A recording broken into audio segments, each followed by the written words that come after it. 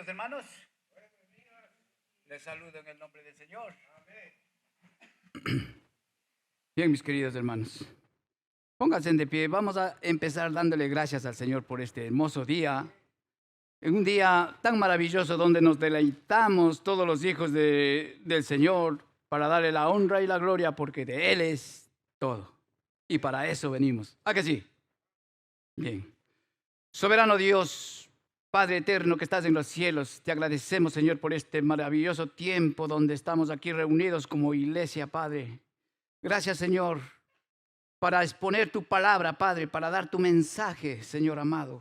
Te pido de una manera muy especial que tú des entendimiento, sabiduría aquí a mis hermanos, que tú despejes su corazón, les des, Señor, ese gozo de escuchar tu palabra, Padre, porque es tu palabra y tu palabra es viva. Padre amado, en esta mañana ponemos delante de ti y todo lo que quieras tú hablarnos por medio de tu palabra, Señor, estamos aquí. Señor mío, a mí ponme en mis labios palabras sencillas, Padre, y seguras para saber qué es lo que tú tienes preparado para cada uno de nosotros en esta mañana. Te agradecemos y te damos las gracias en el nombre de Jesús. Amén. Tome asiento, mi querido hermano, y vaya abriendo su Biblia, hermanito. Vaya abriendo su Biblia, que hoy tenemos para rato.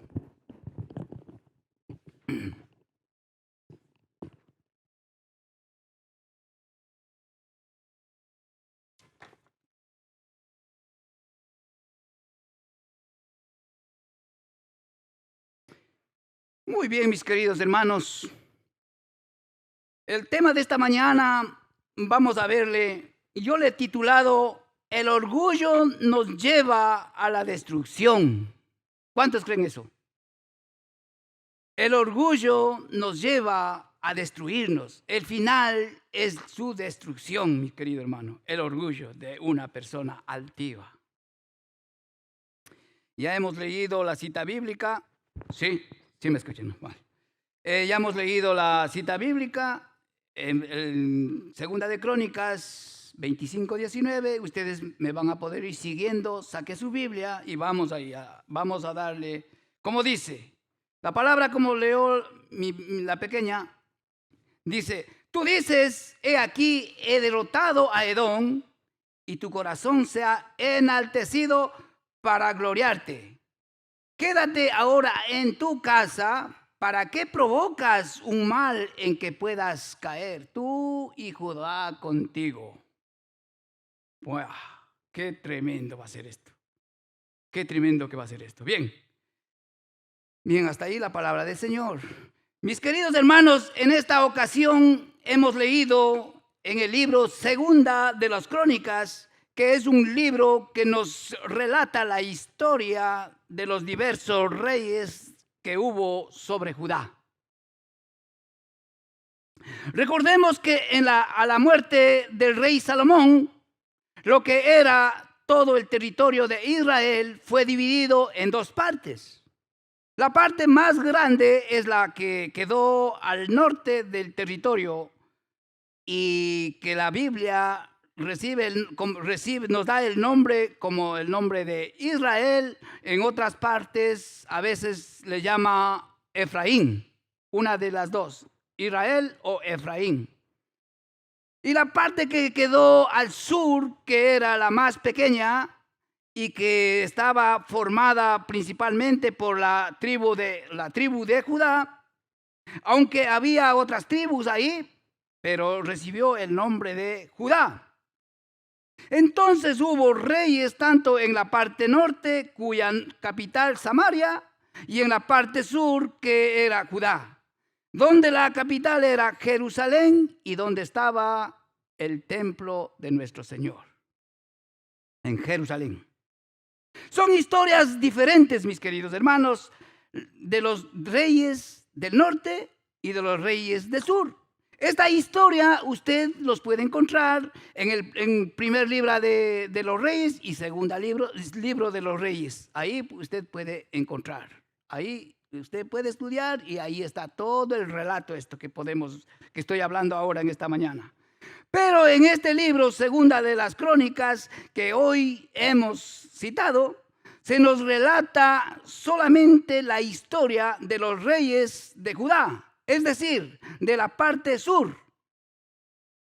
El pasaje que hoy hemos leído corresponde al tiempo cuando Amasías, del que vamos a hablar en esta mañana, el rey Amasías, en Segunda de Crónicas 25:1 dice que comenzó a reinar muy joven el rey Amasías, tenía 25 años, porque sucede que su padre, que había sido el anterior rey, había sido asesinado por algunos hombres perversos, y así es como él, siendo muy joven, comienza a tomar el mando en el reinado de Judá, este rey Amasías. Cuando él comienza a reinar, entonces él tenía buenas intenciones, mis hermanos. Él tenía buenas intenciones con su pueblo Judá. Y comenzó muy bien. ¿Por qué? Porque comenzó buscando a Dios, haciendo la voluntad de Dios. Y a Dios le agradó todo lo que él estaba haciendo, porque estaba haciendo bien, bajo los planes de Dios. Pero posteriormente, él tuvo la intención de recuperar las tierras que en un reinado anterior los habían sido arrebatados por los edomitas. Edomitas que les habían invadido varias veces, les habían quitado territorio a los de Judá. Los edomitas, si usted quiere saber quiénes eran los edomitas eran los descendientes de Esaú. ¿Usted sabe quién era Esaú? Esaú fue el hermano de Isaac. A ver, ¿cómo? Esaú, hijo de Isaac. Más bien dicho, estoy hablando rápido. Hijo de Isaac. Hermano de Jacob o Israel. Ahí sí, ¿no? Estamos bien. Bien, mis queridas hermanos. Entonces, Amasías dice que tomó la decisión de ir a hacerle guerra y reconquistar estas tierras. Lo primero que hizo fue levantar un censo en Israel e hizo tal como Moisés lo había dicho, que había que contar los hombres de 20 años para arriba. Ellos eran los que podían prestar servicio militar. Cuando se hace el censo, resulta que había 300,000 hombres a favor del rey Amasías. O sea que es mucha gente.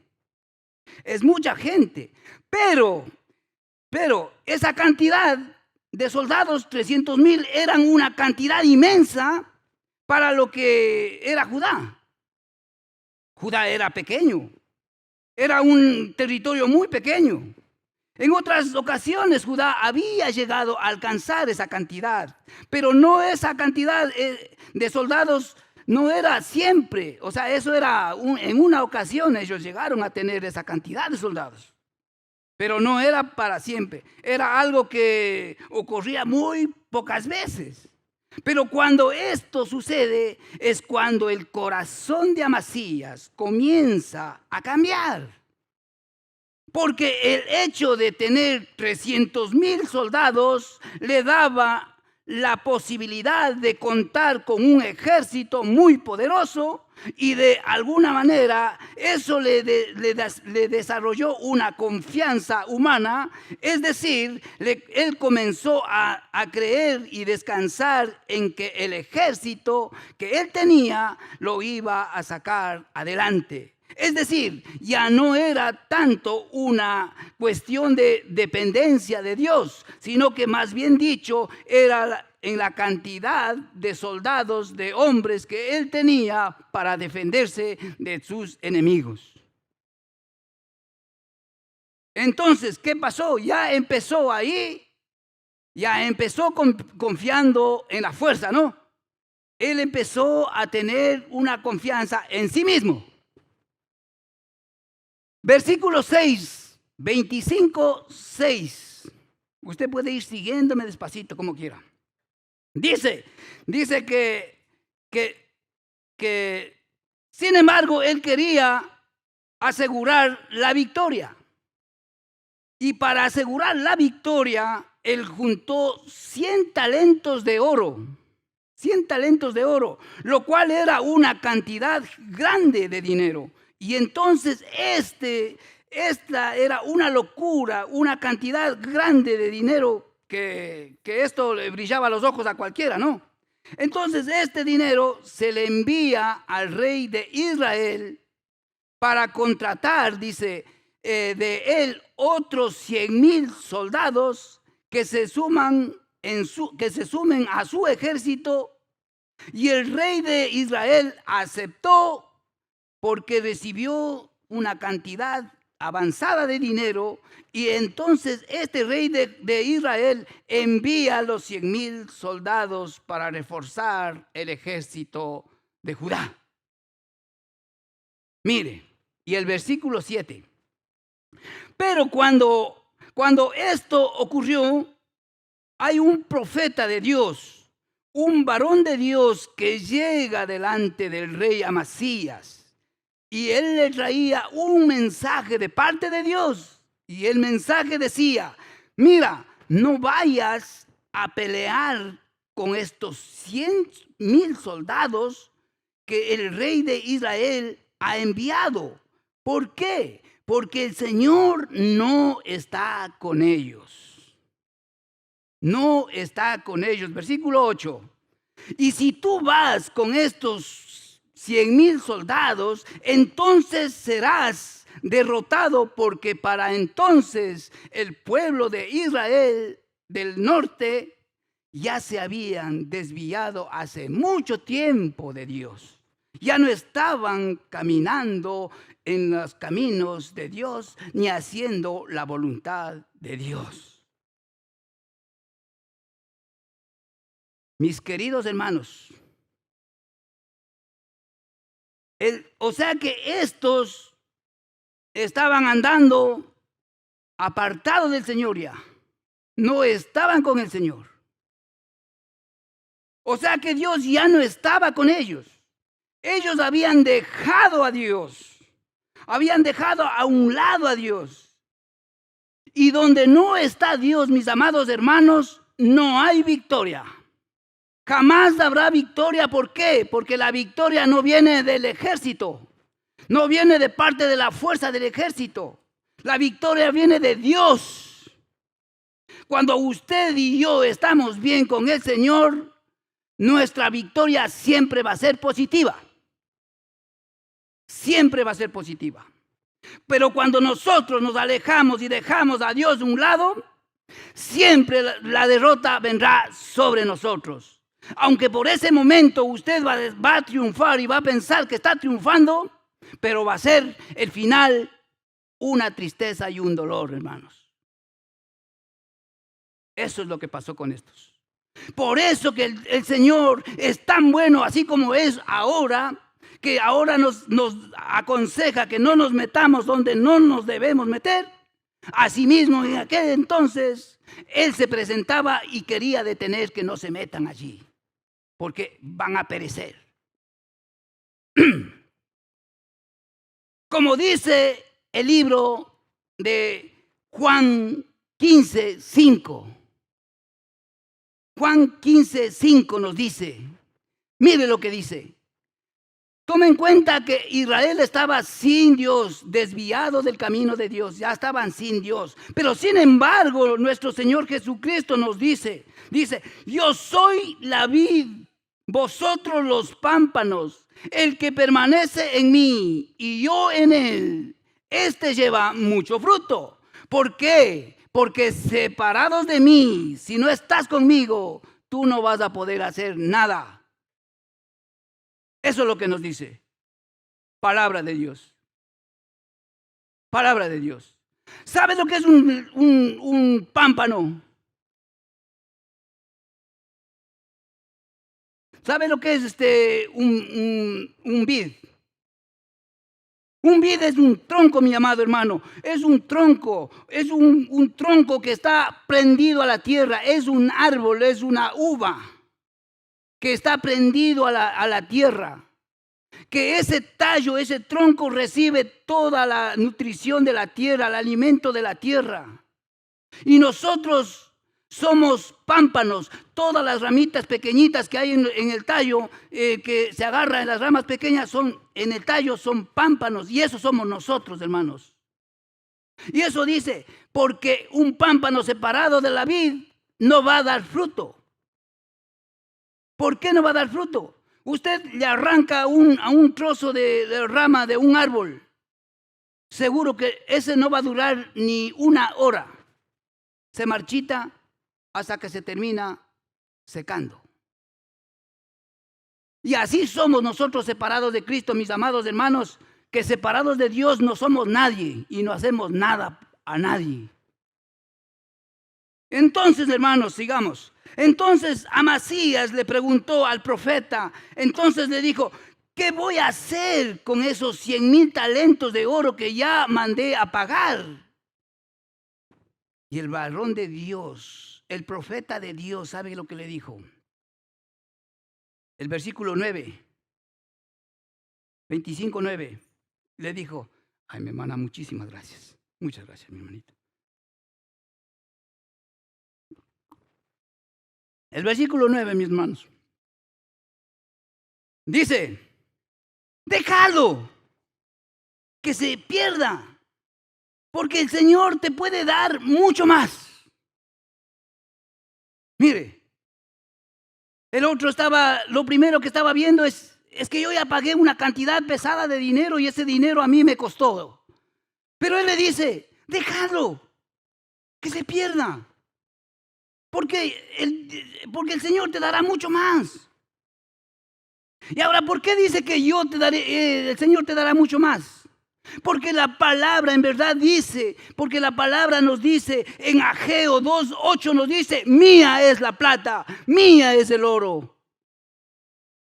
Mío es. ¿Qué importa eso? Pórtate bien. Si te portas bien, tú vas a tener, tú vas a recuperar. Si me haces caso, no vas a perder. Eso es lo que nos dice. Entonces no tenemos por qué sufrir, hermanos. Si usted está pasando alguna cosa, ha tomado una decisión mala, por decir algo, usted ha comprado un billete de avión, ha pagado sin consultar a Dios, usted ha preparado sus planes usted mismo sin consultarle a Dios, y después el Señor habla a su corazón y le dice que no se vaya. ¿Y usted qué, le va a hacer caso o no? Sabiendo que Él dice, no importa. Sabiendo de que Él no quiere que vaya porque Él va a hacer algo con usted. Entonces Él quiere que nosotros entendamos y hagamos caso. No importa la pérdida que vayamos a pasar, porque Él dice que mío es todo. Lo que es mío yo te voy a dar. ¿Por qué? Porque estás haciéndome caso, dice. Y eso es lo hermoso. Eso es lo hermoso. Que Él no nos va a dejar pobres en bancarrota jamás. Porque Él es un Dios de amor. Por eso dice, Ageo, mío es, mío es. Pero Él le dijo algo más. En el versículo 8 dice, en Dios está el poder para ayudar o para derribar. En Él está. Él es el que toma las decisiones, no eres tú. Si Él te permite, vas a triunfar. Si Él no permite, no vas a ganar esa batalla. Vas a perder. Aunque te vayas con 400,000 soldados, vas a perder. Vas a perder. Entonces lo que el profeta le estaba diciendo, si tú vas, aunque con estos 100,000 que se suman 400,000 soldados, te van a derrotar. Así como el Señor puede darte la victoria, Él también te puede dar la derrota. Eso tenemos que entender. Y el versículo 10 dice, entonces Amasías obedeció, hasta ahí marchando bien. Hasta ahí marchando bien. Entonces Amasías obedeció y le dijo a estos 100,000 soldados, les dice que habían venido del norte, o sea, de Israel, les dice, ¿saben qué? Yo ya no les necesito. ¿Saben qué? Ya les pagué. Regrésense. Porque yo ya no les necesito, porque él entendió, hizo caso, que dijo que Dios no estaba con ellos, porque si iba con ellos iba a perder la batalla. Entonces él tranquilamente obedeció, hasta ahí marchaba bien. Entonces Amasías se va a la guerra, mire, se va solo con la gente de él, solamente con el ejército que él tenía, y ataca a Edom. Ataca a Edom y les produce una derrota tremenda en la batalla, y logrando terminar con 10,000 edomitas, y capturaron otros 10,000, a los cuales habían de ejecutar posteriormente, o sea, más luego. Entonces Amasías había obtenido la victoria y había obtenido sin ayuda del rey de Israel, sin el ejército de Israel. Es decir, la palabra de Dios se había cumplido cuando el varón de Dios dijo: en Dios está el dar la victoria o dar la derrota. Se había cumplido y se había cumplido. Y era evidente que Dios le había dado la victoria, porque había vencido a Edom. Le había ganado la guerra. Pero aquí viene lo triste, mis amados hermanos. Hasta ahí bien. Él marchó bien, hacía bien, obedeciendo a Dios.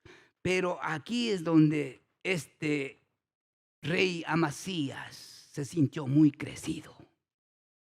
Mire, dice, y es que habiendo derrotado a los edomitas, comete la locura, sería una locura, de que agarra a los dioses de los edomitas, los ídolos a los cuales ellos adoraban, y se los trae para Jerusalén para adorarle él.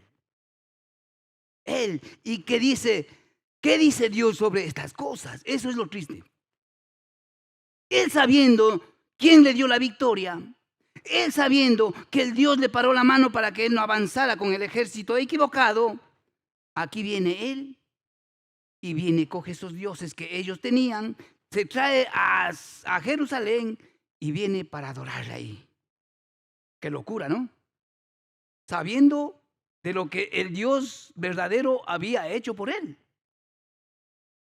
¿Y qué dice? ¿Y qué dice Dios contra estas cosas? ¿Qué dice Dios contra estas cosas? Los 10 mandamientos, rápidamente. Éxodo 20, ¿qué nos dice? Éxodo 23 dice: no tendrás dioses ajenos delante de mí. Lo primero que dice eso. No tendrás dioses ajenos delante de mí. Ya le estaba. ¡Wow! Fatal. Deuteronomio 5:9 dice, mire, dice: no te inclinarás a ellas, ni las servirás, porque yo soy Jehová tu Dios, fuerte, celoso,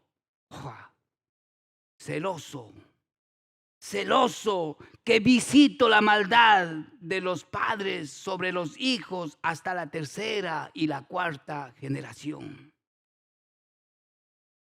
Sabiendo todas estas cosas, este rey cometió una locura, porque esto es una locura, de traer esos dioses que a ellos no les pudo, porque si esos dioses eran verdaderos, ellos podían triunfar, ¿no? Podrían haber triunfado. Entonces, porque él hizo esa locura, entonces empezó a irle mal a este pobre. Le podemos decir pobre porque ya no va a terminar bien, seguro. Ya no va a terminar bien. Empezó bien, pero va a terminar mal. Terminó, y todas esas cosas le pasó, ¿por qué? Porque su corazón llenó de orgullo, mis amados hermanos, porque su corazón llenó de orgullo, porque él venció esa batalla y pensó que todo lo que él ganó venía de sus fuerzas, del ejército, y de lo que él pudo por su administración y por todo lo que él hizo. Todo eso pensó. Entonces se sintió muy orgulloso. muy orgulloso. Pero el varón de Dios le había dicho que la victoria viene del Señor. ¿Es de él que da la victoria o es de él que le da la derrota? Él le había dicho el Señor, pero le había dado la victoria en ese lugar. En vez de agradarle a Dios por esa victoria, quizás él pensó que esa victoria vino solo por sus fuerzas y que les venció a los edomitas porque él pudo. No, su orgullo creció mucho más.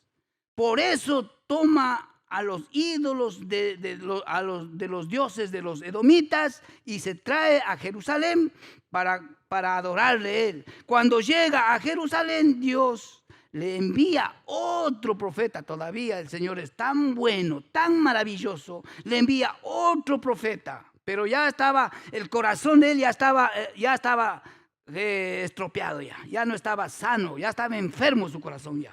Y este profeta le dice, mira, el Señor dice, ¿por qué traes los dioses de los edomitas? ¿No te das cuenta que esos dioses no son los que los defiende a los edomitas? ¿No crees que si los dioses que traes fueran verdaderos, le hubieran ganado? Tú hubieras perdido la batalla porque esos dioses les hubiera ayudado a ellos. Esos dioses que tú traes son mentiras, son falsos, no son verdad. Y tú traes para adorarle. Porque si era verdad, ellos hubieran triunfado, le hubieran ganado a este rey.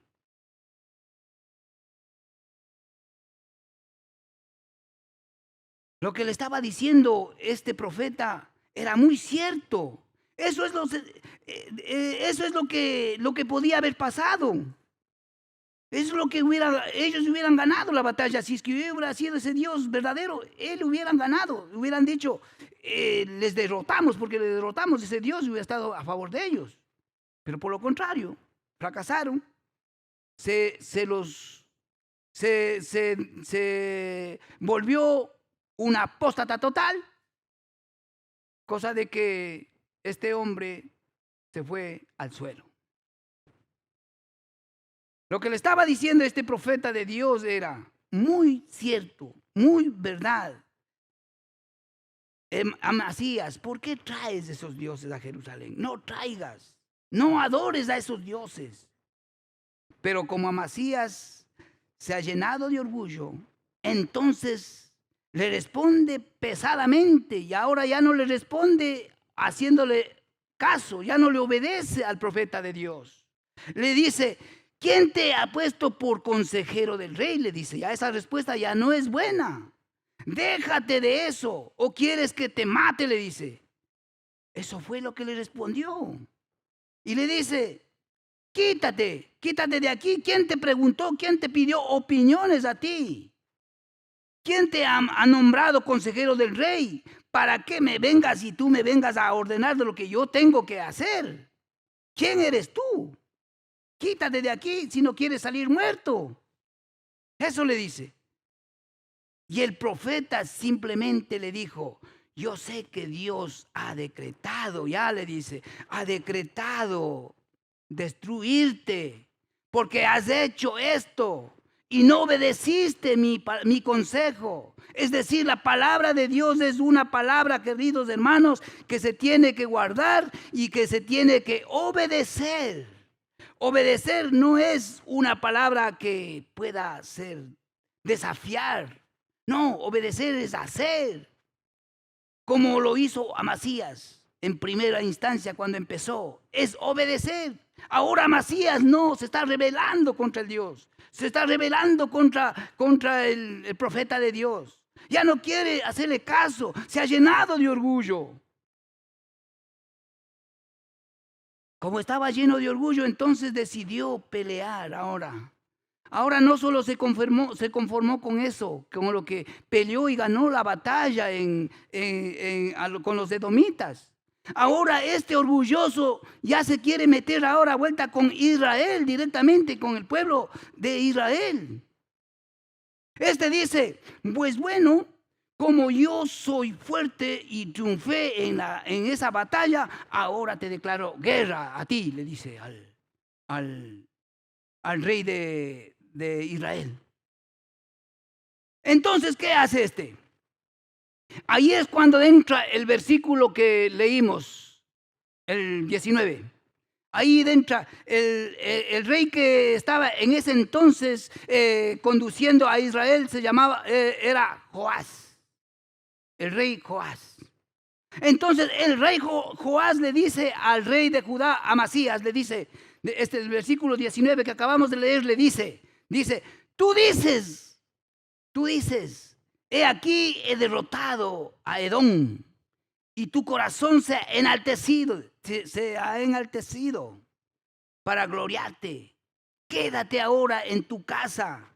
¿Para qué provocas un mal que puedes caer tú y Judá?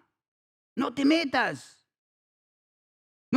porque tú ganaste a ellos, pero porque no era porque tú estabas con tus soldados buenos, sino porque Dios te ayudó. Pero es que ahora vas a venir conmigo a luchar, pero tomando en cuenta que Israel no era un pueblo pequeño, Israel era un pueblo grande, el más grande, el del norte, el más grande. Judá era pequeñito.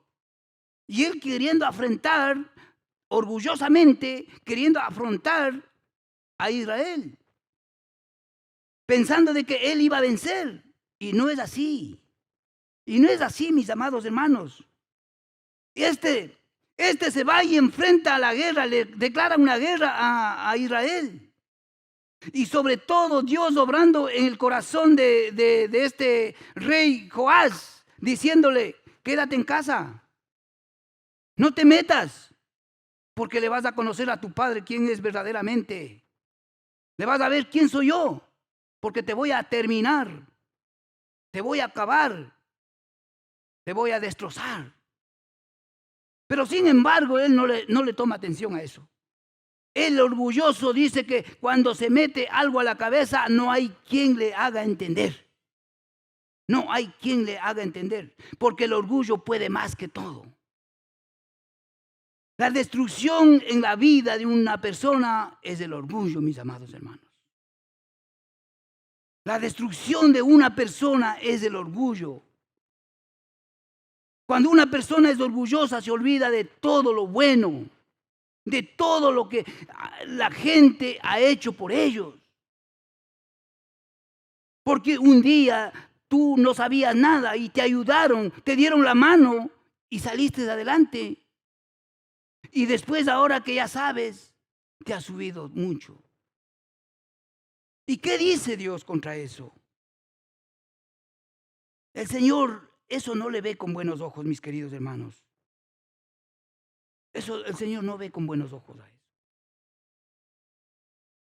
Dice la Escritura, Proverbios 16, 18 al 20, dice que antes de la caída es el altivez del espíritu. En el Nuevo Testamento, Santiago 4:6 nos está diciendo, dice la Escritura, Dios resiste al soberbio, pero le da gracia al humilde. Resiste cuando nosotros somos soberbios para entender, pero Él no te va a soltar, no te va a dar sitio. Y si haces, vas a llorar, porque no te va a ir bien, porque no te va a salir bien. Pero cuando eres humilde, Él dice que Él va a darte lo mejor, te va a ayudarte, que vayas con confianza porque Él está contigo, porque Él te va a ayudar, porque eres humilde, porque Él ama al humilde, hermanos. Él ama al humilde.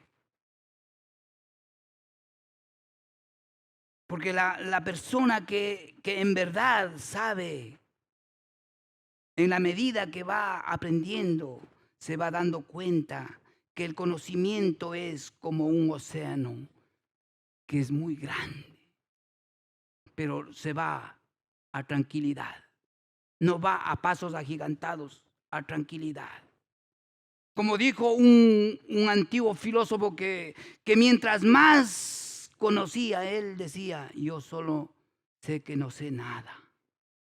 Cuanto más él sabía, dice que yo no sé, él dice que se consideraba no saber nada.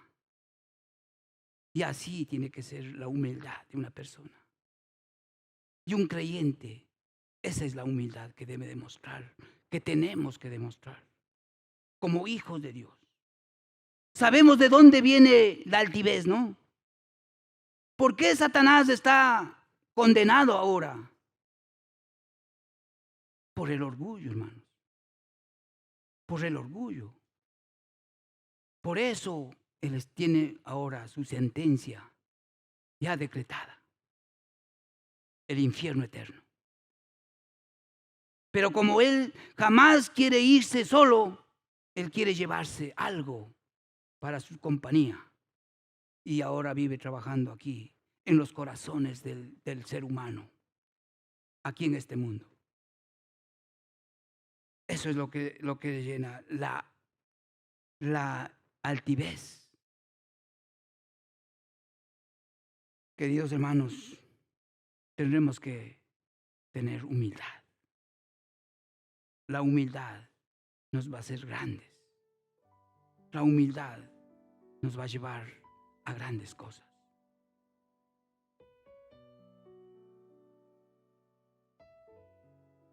Dice Primera de Corintios 2:8 dice, y si alguno se imagina que sabe algo, aún no sabe nada, como debería saberlo. No sabe nada. La humildad, mi amado hermano. La humildad. Dice el Señor Jesucristo, hablando de la parábola de este, dice que el Señor Jesús contó esta parábola en Lucas 18, 10 al 14, dice, cuando dijo, 2 hombres fueron al templo a orar. El uno era fariseo, o sea, bien religioso, así, por decir algo. Y el otro era cobrador de impuestos. Él consideraba lo más bajo de la época. El fariseo oraba, alabándose a sí mismo. Alabándose a sí mismo. Y decía, Señor, te doy gracias porque yo no soy como aquella persona. Te doy gracias porque yo no soy adúltero. Te doy gracias porque yo no soy hipócrita. Supuestamente podría ser cierto, pero te estabas volviendo un hipócrita. Pero sin embargo, dice que el otro, el cobrador de impuestos, sin embargo, pero el otro dice, el publicano, dice que él no podía ni alzar la cabeza al cielo para mirar. Él agachado, inclinado la cabeza, decía, Señor, perdóname, no soy propicio, haz propicio. Señor, sé propicio a mi pecador. ¿Qué le estaba diciendo?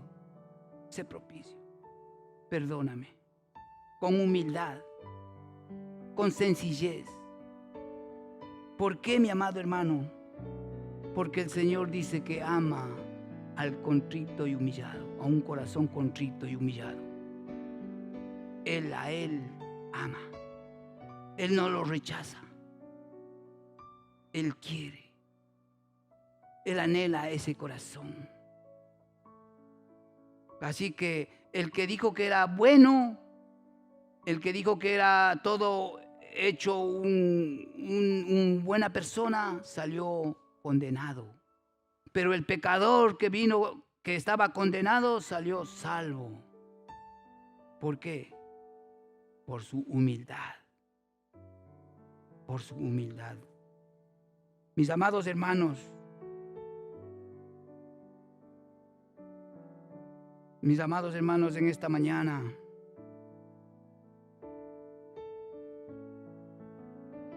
los últimos días de Amasías fue tremendo, hermanos. Fueron tristes porque ante la derrota de Israel que él tuvo, andaba perseguido, le andaron buscando y tuvo que irse a otra ciudad. Y ahí le encontraron y le mataron. Y le trajeron a Jerusalén de vuelta al cuerpo para darle sepultura. Y ahí la gente podría decir, por lo que pasa es que los judíos no ponían lápidas. Porque si ellos hubieran sabido poner lápidas, hubieran puesto: aquí está el orgulloso, aquí está enterrado el orgulloso. Así podrían haberle dicho. Perdió todo lo que había conseguido, lo que había hecho por el maldito orgullo. Por el maldito orgullo. Pero si no aprendemos a ser humildes, mis amados hermanos, nada podremos conseguir. Nada.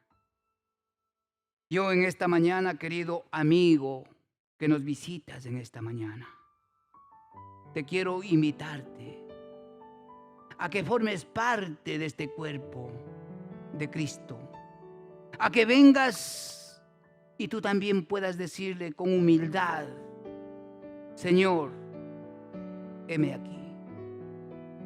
Te quiero recibir como mi Señor y mi Salvador, porque en ti hay vida, porque solo tú eres el dueño de todo. En esta mañana te está diciendo Marcos 11:28, dice: venid a mí, todos los que estáis cansados, trabajados, venid a mí, que os haré descansar. En esta mañana te está invitando a que tú vengas con ese corazón humilde para que recibas el perdón que Él te quiere dar. Mis amados hermanos, Él te está golpeando tu corazón a que le dejes entrar y pueda cenar contigo y tú con Él. Qué hermoso regalo, qué hermosa promesa que tenemos de parte del Señor, que Él nos está llamando. No pierdas la oportunidad, mi querido amigo. Si en esta mañana tú no lo has invitado a vivir en tu corazón al Señor, invítalo. Ven con humildad y Él te acepta. Él dice que no rechaza a un corazón contrito y humillado. Él no rechaza. Mi querido amigo, el Señor te bendiga grandemente. Gracias, hermanos.